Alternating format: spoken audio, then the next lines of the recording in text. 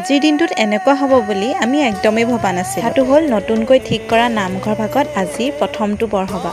আহিয়ে চাহ অকণমান খাই নাম প্ৰসংগ আৰম্ভ কৰিবলৈ লৈছিলে, তাতেই অলপমান বহিলোঁ বা আৰু মাৰ সৈতে। ইয়াৰ পিছতে সম্বৰ্ধনা অনুষ্ঠান এটিও আগবঢ়োৱা হৈছিলে, য'ত শিক্ষা জগতত আগবঢ়া ল'ৰা ছোৱালীক সম্বৰ্ধনা জনোৱা হৈছিলে। কিবা এটা ভাল লাগে ন, যেতিয়া ধৰ্মৰ লগতে শিক্ষাকো একেই মৰ্যাদা দিয়া হয়। বাৰু ইমান লেকচাৰ দিব পাৰোঁ বুলি আজিহে গম পালোঁ।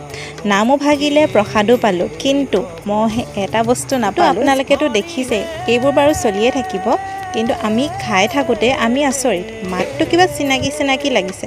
ঘূৰি চাই দেখিলোঁ আমাৰ দেউতা, মানে পিছফালে দিহানাম চলি আছে আৰু দেউতাৰ মাতটো শুনি ঘপককৈ আমি আচৰিতে হৈ গৈছিলোঁ। এয়া আমাৰ আকৌ বৰ্তা দেই। প্ৰসাদ পোৱাৰ পাছতে সকলোৱে এতিয়া ঘৰা ঘৰি যাবলৈ লৈছে, কাৰণ গধূলি আছে ভাওনা আৰু ইয়াত সকলোৱে যাতে সোনকালে আহিব পাৰে সেইটোৰ প্ৰচেষ্টা হাতত লয়। চ' এইটো আপুনি পাৰ্ট 2হে দেখিবলৈ